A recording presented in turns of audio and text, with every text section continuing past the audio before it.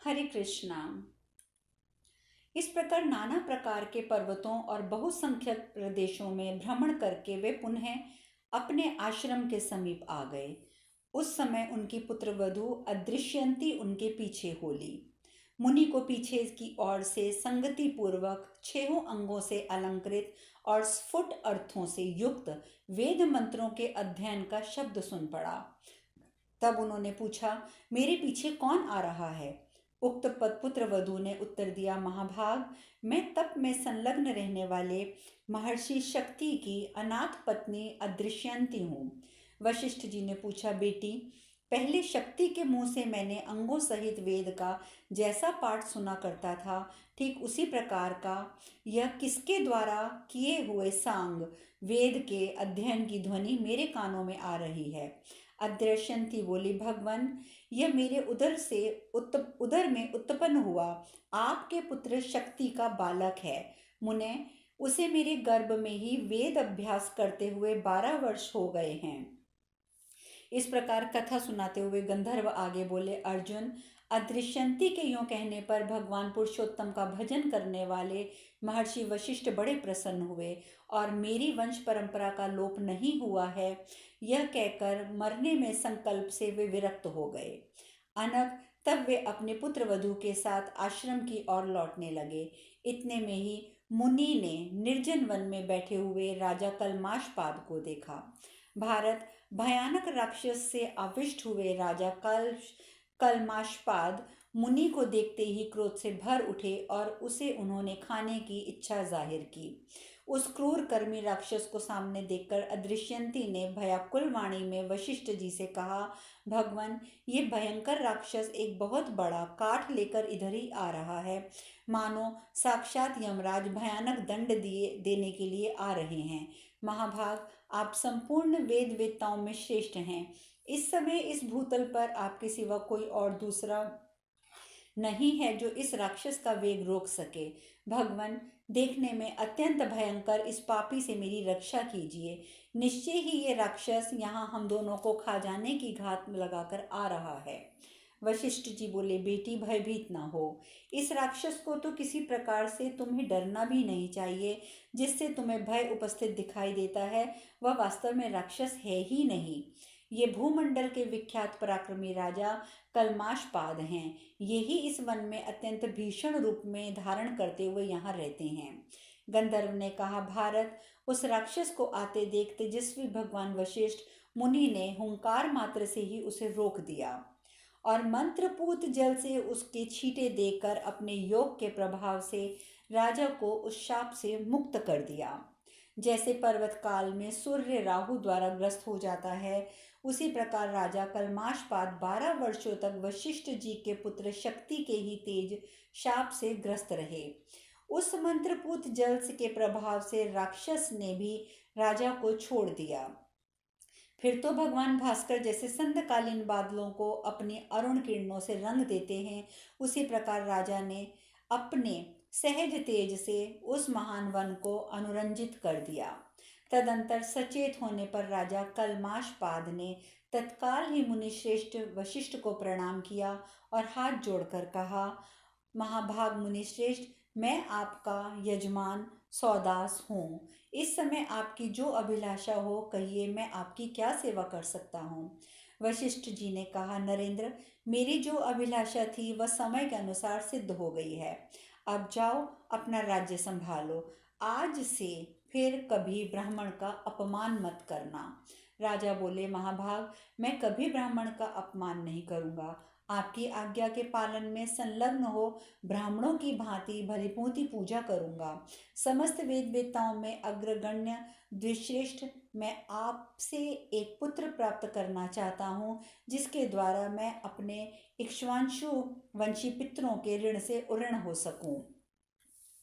साधु शिरोमणि, इक्ष्वाकु वंश की वृद्धि के लिए आप मुझे ऐसे अभीष्ट संतान दीजिए जो उत्तम स्वभाव, सुंदर स्वरूप और श्रेष्ठ गुणों से संपन्न हो।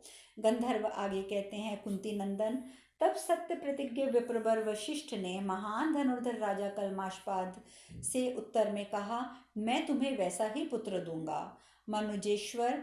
तदंतर यथा समय राजा के साथ वशिष्ठ जी उनकी राजधानी में गए, जो लोकों में अयोध्यापुरी के नाम से प्रसिद्ध थी। अपने पाप रहित महात्मा नरेश के आगमन को सुनकर अयोध्या की सारी प्रजा प्रसन्न हो गई। उनकी अगवानी के लिए ठीक उसी तरह 12 बाहर निकली जैसे देवता लोग अपने स्वामी इंद्र का स्वागत करते हैं। बहुत वर्षों के बाद राजा ने उस पुण्यमयी नगरी में प्रसिद्ध महर्षि वशिष्ठ के साथ प्रवेश किया। अयोध्यावासी लोगों ने पुरोहित के साथ आए हुए राजा कलमाशपाद को का उसी प्रकार दर्शन किया जैसे प्रातःकाल प्रजा उदित होते हुए भगवान सूर्य का दर्शन करती है। जैसे शीतल किरणों वाले चंद्रमा शरद काल में उदित हो आकाश को अपनी ज्योत्सना से जगमगा देते हैं, उसी प्रकार लक्ष्मी वनों में श्रेष्ठ नरेश ने उस अयोध्यापुरी को शोभा से परिपूर्ण कर दिया। नगरी की सड़कों को झाड़ पोंछकर बुहार छिड़काव किया गया था। सब और लगी ध्वजा पताकाएं उस पुरी की शोभा बढ़ा रही थी। इस प्रकार राजा की वह उत्तम नगरी दर्शकों के मन में उत्तम आवाहन पैदा कर रही थी। कुरुनंदन, जैसे इंद्र से अमरावती की शोभा होती है, उसी प्रकार संतुष्ट एवं पुष्ट मनुष्यों से भरी हुई अयोध्यापुरी उस समय राजा कलमाशपाद की उपस्थिति से बड़ी शोभा पा रही थी। राजऋषि कलमाशपाद ने उस उत्तम नगरी में प्रवेश करने के पश्चात उक्त महाराज की आज्ञा के अनुसार महारानी मदयंती महर्षि वशिष्ठ जी के समीप गईं। तत्पश्चात भक्त वत्सल महर्षि वशिष्ठ ने ऋतुकाल में शास्त्र की अलौकिक विधि के अनुसार महारानी के साथ नियोग किया। तदंतर रानी की कुक्षी में गर्भ स्थापित हो जाने पर उक्त राजा से वंदित हो उससे विदा लेकर मुनिवर वशिष्ठ अपने आश्रम में लौट आए। जब बहुत समय बीतने के बाद भी वह गर्भ बाहर ना निकला, तब यशस्विनी रानी मदयंती ने अश्म पत्थर से अपने गर्भाशय पर प्रहार किया। तदंतर 12वें वर्ष में बालक का जन्म हुआ। वह पुरुष श्रेष्ठ राजऋषि अश्मक के नाम से प्रसिद्ध हुआ। उन्होंने पौंदम्य नाम का नगर भी बसाया। इस प्रकार चैत्र रथ पर्व में वशिष्ठ चरित्र के प्रसंग में सौदास को पुत्र प्राप्ति विषयक 176वां अध्याय पूर्ण हुआ। गंधर्व आगे कहते हैं, अर्जुन, तदंतर वशिष्ठ जी के आश्रम में रहती हुई अदृश्यंती ने शक्ति के वंश को बढ़ाने वाले एक पुत्र को जन्म दिया, मानो उस बालक के रूप में दूसरे शक्ति मुनि ही हों। भरतश्रेष्ठ, मुनिवर भगवान वशिष्ठ ने स्वयं अपने पौत्र के जातक कर्म आदि संस्कार किए। उस बालक ने गर्भ में आकर परासु मरने की इच्छा वाले वशिष्ठ मुनि को पुनः जीवित रहने के लिए उत्साहित किया था। इसीलिए वह लोक में पराशर के नाम से विख्यात हुआ। धर्मात्मा पराशर मुनि वशिष्ठ को ही अपना पिता मानते थे और जन्म से वे उनके प्रति पितृभाव रखते थे। परंतु कुंती कुमार एक दिन ब्रह्म ऋषि पराशर ने अपनी माता अदृश्यंती के सामने ही वशिष्ठ जी को तात कहकर पुकारा। बेटे के मुख से अर्थपूर्ण अर्थ का बोधक तात ये मधुर वचन सुनकर अदृश्यंती के नेत्रों में आंसू भर आए और वह बोली, बेटा, ये तुम्हारे पिता के भी पिता हैं। तुम इन्हें तात तात कहकर ना पुकारो। वत्स, तुम्हारे पिता को तो वन के भीतर राक्षस खा गया। अनग, तुम जिन्हें तात मानते हो वे तुम्हारे तात नहीं हैं। ये तो तुम्हारे यशस्वी पिता के भी पूजनीय पिता हैं। माता के यूँ कहने पर सत्यवती मुनि श्रेष्ठ महामना पराशर दुख से आतुर हो उठे। उन्होंने उसी समय लोगों को नष्ट कर डालने का विचार किया। उनके मन में ऐसा निश्चय जानकर ब्रह्मवेत्ताओं में श्रेष्ठ महातपस्वी महात्मा एवं तात्विक बुद्धि वाले मित्र वरुण रूप नंदन वशिष्ठ जी ने पराशर को ऐसा करने से रोक दिया। जिस हेतु और युक्ति से वे उसे रोकने में सफल हुए वह भी मैं बताता हूँ, उसे आप जरा ध्यान से सुनिए। वशिष्ठ जी ने पराशर से कहा, वत्स, इस पृथ्वी पर कृतवीर्य नाम से एक राजा थे। वे नृपश्रेष्ठ वेदज्ञ भृगुवंशी ब्राह्मणों के यजमान थे। तात, उन महाराज ने सोम यज्ञ करके उनसे अंत में अपने अग्रभोजी भार्गवों को विपुल धन और धान्य देकर पूर्ण रूप से संतुष्ट किया। राजाओं में श्रेष्ठ कृतिवर्य के स्वर्गवासी हो जाने पर उसके वंशजों को किसी प्रकार का द्रव्य की आवश्यकता आ पड़ी। भृगुवंशी ब्राह्मणों के यहाँ धन है। ये जानकर वे सभी राजपुत्र उन श्रेष्ठ भार्गवों के पास याचक बनकर गए। उस समय सब कुछ भार्गवों ने अपनी अक्षय धनराशि को धरती में गाड़ दिया। कुछ ने क्षत्रियों से भय समझकर अपना धन ब्राह्मणों को दे दिया और कुछ भृगुवंशियों ने उन क्षत्रियों को यथेष्ट धन भी दे दिया। तात कुछ दूसरे कारणों का विचार करके उस समय उन्होंने क्षत्रियों का धन प्रदान किया था। वत्स तदंतर किसी क्षत्रिय ने अकस्मात धरती खोदते खोदते किसी भृगुवंशी के घर में गड़ा हुआ धन पा लिया। तब सभी श्रेष्ठ क्षत्रियों ने एकत्र होकर उस धन को देखा। फिर तो उन्होंने क्रोध में भरकर शरण में आए हुए भृगुवंशियों का भी अपमान कर दिया। उन महान धनुर्धर वीरों ने वहां आए हुए समस्त भार्गवों को तीखे बाणों से मारकर यमलोक पहुंचा दिया। तदंतर भृगुवंशियों के गर्भस्थ बालकों को भी हत्या कर दी गई और वे अत्यंत क्रोधांध क्षत्रिय सारी पृथ्वी पर विचरने लगे। इस प्रकार भृगुवंश का उच्छेद आरंभ होने पर भृगुवंशियों की पत्नियां उस समय भय के मारे हिमालय की दुर्गम कंदराओं में जा छिपीं। उन्हीं में से एक स्त्री ने अपने महान तेजस्वी गर्भ को भय के मारे एक और की जांघ को चीरकर उसमें रख दिया। उस वामोरु ने अपने पति के वंश की वृद्धि के लिए ऐसा साहस किया था। उस गर्भ का समाचार जानकर कोई ब्राह्मणी बहुत डर गई तो उसने शीघ्र ही अकेली जाकर क्षत्रियों के समीप उसकी खबर पहुंचा दी। फिर तो क्षत्रिय लोग उस गर्भ की हत्या करने के लिए उद्यत हो वहां पहुंच गए। उन्होंने देखा कि ब्राह्मणी अपने तेज से प्रकाशित हो रही थी। उसी समय उस ब्राह्मणी का वह गर्भस्थ शिशु उसकी जांघ फाड़कर बाहर निकल आया। बाहर निकलते ही दोपहर की प्रचंड सूर्य की भांति उस तेजस्वी शिशु ने अपने तेज से उन क्षत्रियों की आंखों की ज्योति छीन ली। तब वे अंधे होकर उस पर्वत के बीहड़ स्थानों पर भटकने लगे।